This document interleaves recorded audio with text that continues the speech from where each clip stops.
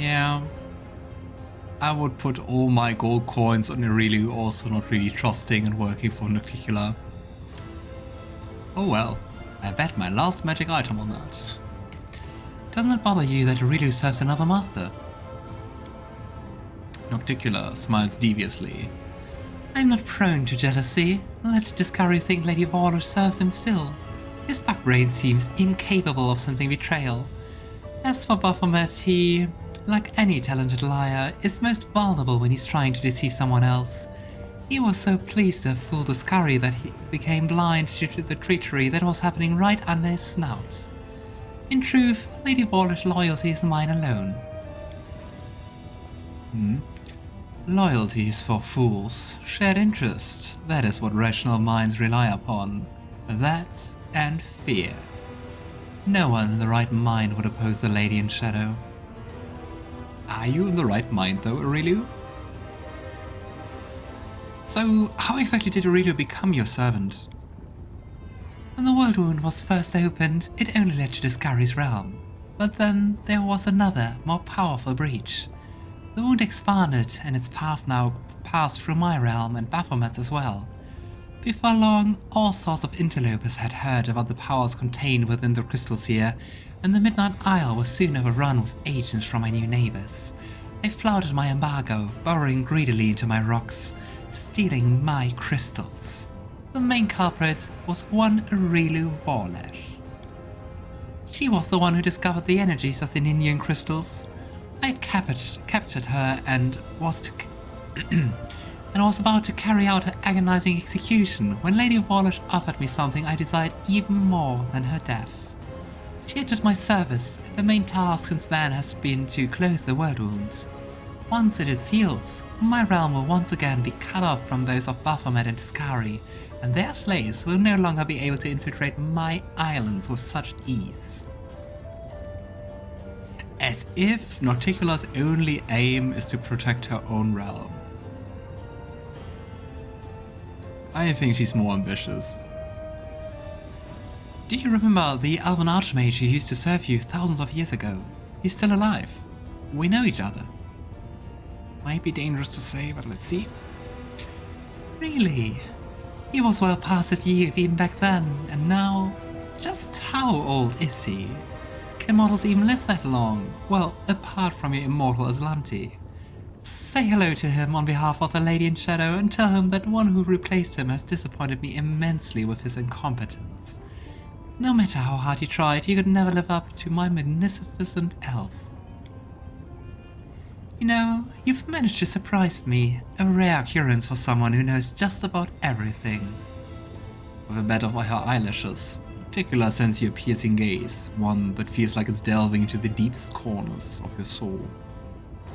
Is she trying to seduce us? So, are Baphomet and Deskari your allies? I bet not.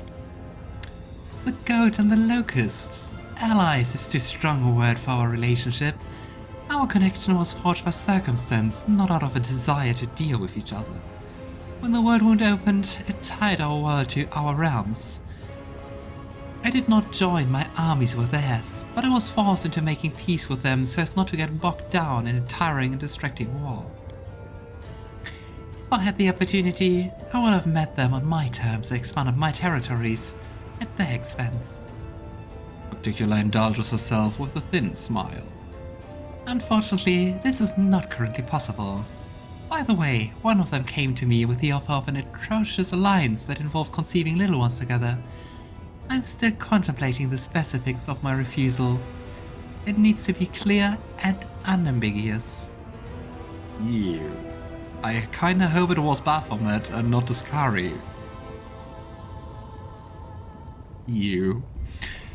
Ensuing laughter is deep and musical. Almost enchanting. Okay, I guess everything's clear to me now. Nocticula just gives you a mysterious smile. I want to know more about, well, you. Recounting my whole story would take longer than your brief mortal eyes allows. The list of demon lords I've slain is endless on its own, as is the number of islands under my rule. And that's just the past. there's also my future. How exactly did you become a Demon Lord? Bear in mind that I've always been unique ever since I was born. I was the first succubus of the Abyss, the perfect specimen of my race. I've been enjoying my youth, sharing it with my brother and lover, you. Until the hungry gaze of the Demon Lord Nehindri fell upon me. That greedy tyrant saw me as a jewel to be added to his treasure hoard. He tried to abduct me. I knew I had no chance of defeating a Demon Lord, but in that moment I was not thinking at all. I was fighting for my freedom. When it was all over, Nehindri was dead. I eviscerated him. For many days afterward, blood spewed from his open carcass. Nehindrian crystals, First his body turned to stone, and then his blood, which had been flowing like a stream, began to crystallize into massive purple glaciers. Now, do you see why they are called Nehindrian crystals? Perhaps they should be called Nocticulan crystals, because as Nehindri's blood crystallized, so too did my understanding of my power. Soon after, I began my campaign of conquest. I was cunning and swift, and the Demon Lords themselves trembled before me, knowing I could take their very lives. I mean, then it's very fascinating that just a simple succubus had that kind of power. Only when all of the Abyss spoke my name with terror and reverence did I decide that I had killed enough. I had a realm. I had power I no longer needed. I no longer shared with my brother. I had servants. And most importantly, I had safety. No one has ever repeated old Nehindri's mistakes. No one has tried to make me their slave.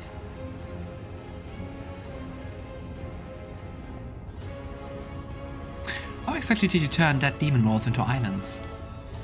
Nocticula responds with a mocking smile. Surely you don't expect me to reveal the secret to you. There's no need for mortals to learn the weakness of Demon Lords. All I can say is that everything started with my desire for revenge. After I had dealt with Nehindri, I was furious at the thought of that vile, lecherous Wrath just teleporting over the Rift of Repose, where he could turn to stone and stay there to rot for the remainder of eternity. I wanted to trample his foul corpse, to keep his bloody body within my sight forever. I yearned to display my glorious trophy to all of the Abyss, and that's when my powers first manifested. I studied my newfound abilities and learned how to use them. Before long, I possessed not just one island, but an entire archipelago. Which I would say also kind of answers the second question. So, what do you plan to do next? Subdue all of the Abyss? Possibly, or perhaps I've something grander in mind. The Abyss. Who cares about the Abyss? Nocticula's full-throated laughter rings out like a challenge to the entire world. Yeah, great. I've no more questions. I would definitely say she's the most dangerous of all the entities we met so far. And we have to ask, what exactly are you offering to me? I'm offering you the chance to become my weapon. Your enemies are a thorn in my side as well as yours. What's more, I've never schemed against Golarion, nor have my warriors taken part in the conquest of your plane. At least, not on my behest. There's no cause for enmity between us. And now the big price question. Why would you want to close the wound? When the Worldwound opened, I was pleased. My realm was now connected to another plane. I wanted to make it into a crossroad of worlds, a place where demons, devils and even angels could meet. The wound was a convenient path along which I could advance my ideas.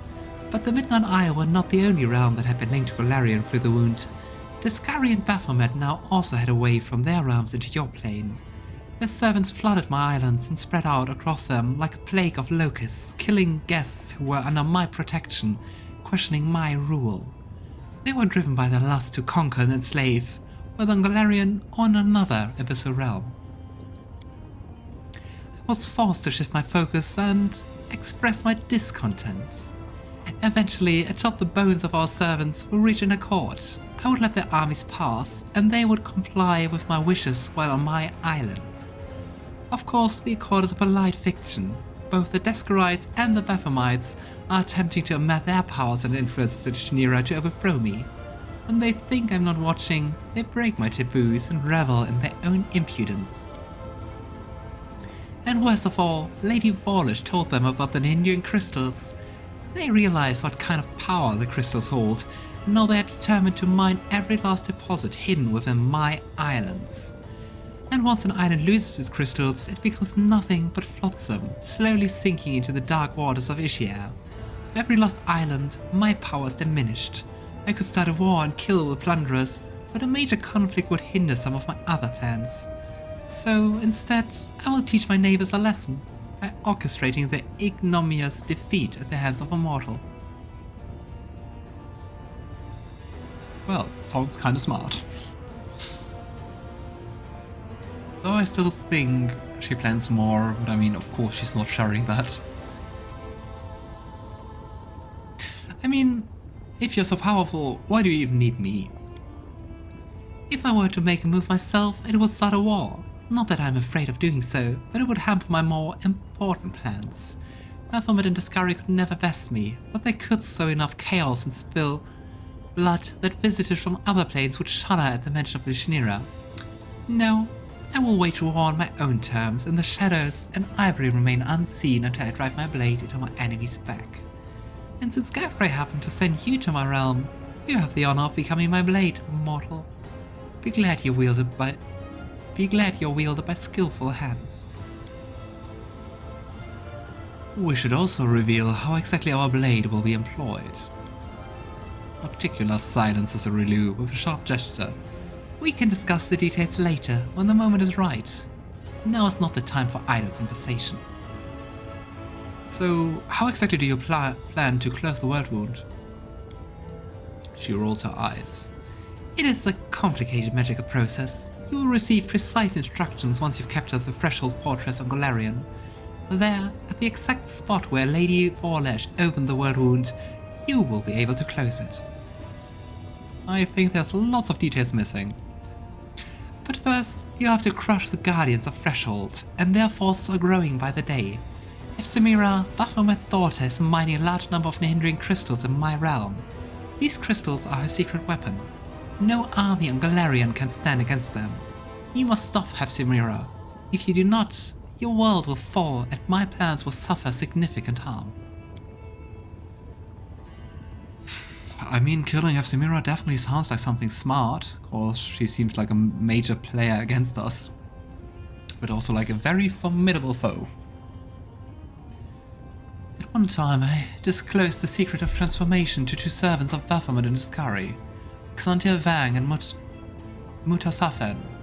It was a well-calculated gambit, which bought us time and assured both Deskari and Baphomet of my loyalty. Mutasafen is Samira's favorite. He oversees the transformation of her army. Samira is currently on another island far from here.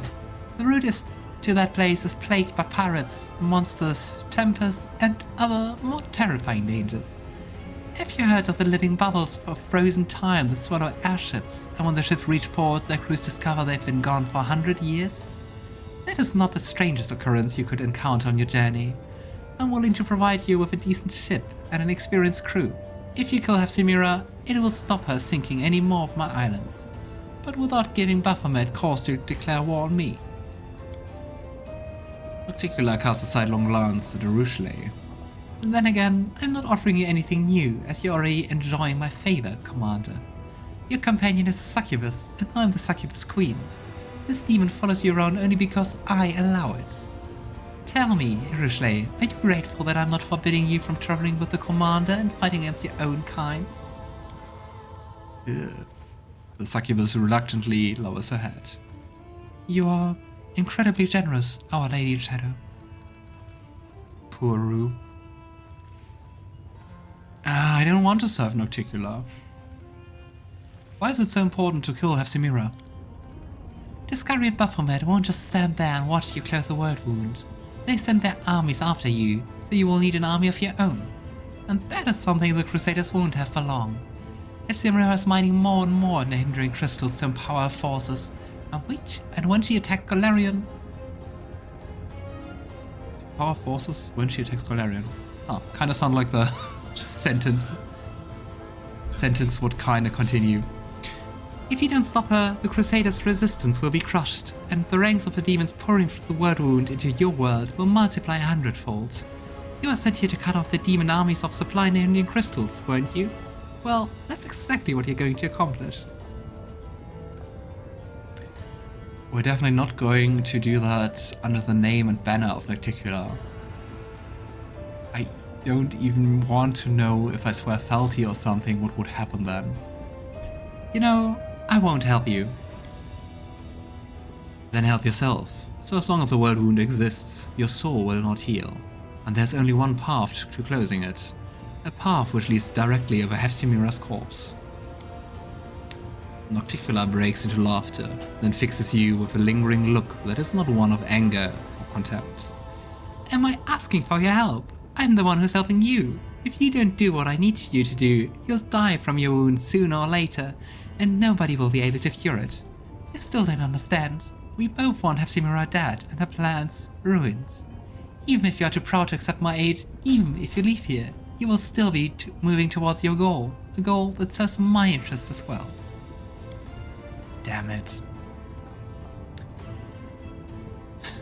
So, you have no choice, really. You cannot swim all the way to the other end of my realm, where your enemy awaits. I'm offering to help you and demanding nothing in return. There's no reason to quarrel and sling hurtful words at one another. You wouldn't want to hurt my feelings, would you? Nocticula's smile turns predatory.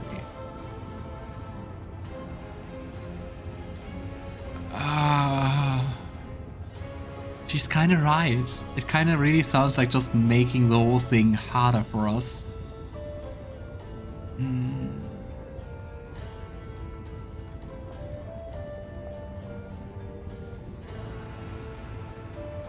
I wonder what it entails.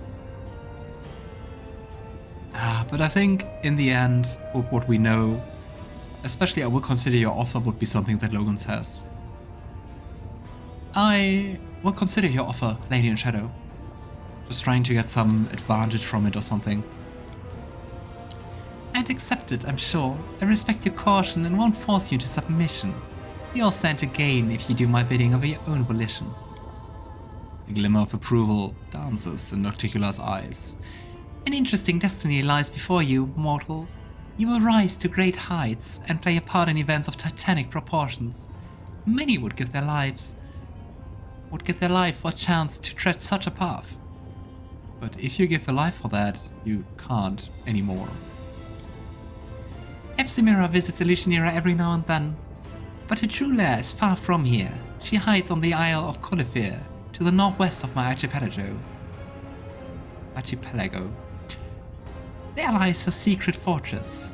In the deep mines, her slaves dig Neonian crystals for the invading army she plans to bring to Golarion. I will give you a magnificent airship and an experienced crew to take it there. It will be long and a perilous journey. Take some time to prepare.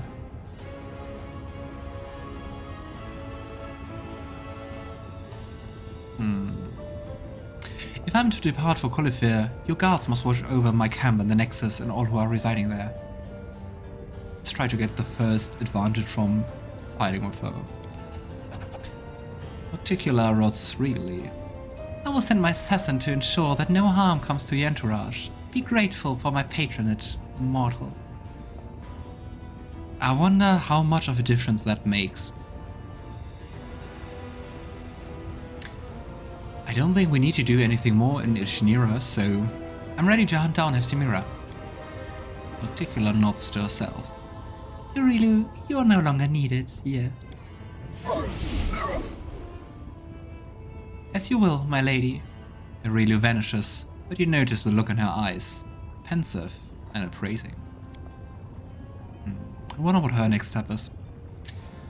Nocticula casts a piercing glance at the spot where Aurelio was but a moment ago, then stops you with a commanding gesture. There's one more thing we must discuss. The Lexicon of Paradox. Lady Vorlish magical treatise that contains many secrets of the Worldwound. Does she want it for us? You and my servant Lady Vorlish were just talking about the Lexicon of Paradox. For many years it has remained split in half, harmless. But what was once divided can be made whole again. Who knows what power the book could impart to its owner? What if they expand the Worldwound even further, or connect it to another plane? Not a chance. The Lexicon of Paradox has caused more than enough trouble already. You already possess the first half of the book. Find the other one and bring them both to me. I will reward you handsomely. Giving the book into my keeping will also protect Golarion from suffering a second Worldwound disaster. The Lexicon of Paradox will be much safer under my watchful eye than in your travel bags, wouldn't you agree? Why do you need this book? I'm completely suspicious. One Worldwound alone has been enough of a nuisance for me. I want to ensure that some future mate leafing through this book doesn't link my realm to another place. And we can't say anything else besides, I'll consider your offer. The reward will not disappoint you, I promise. This dangerous knowledge ought to be locked up securely. I won't keep you any longer. Alright. I'm ready to hunt down Efsimira. I hope you're well prepared. Have you brought your strongest companions? On your journey, they will be the only ones you can rely on. You will receive no reinforcements, and you will not see those you leave behind on Elithnia. For a very long time. Is that like the general term for her realm? Don't dismiss the importance of preparing for this mission. When you're ready, step into this portal. It will take you to my airship. The captain and crew have already received the instructions, and good luck to you, mortal. An extraordinary adventure awaits you. Wow, such a long time of dialogue, and so many cool things. Nice.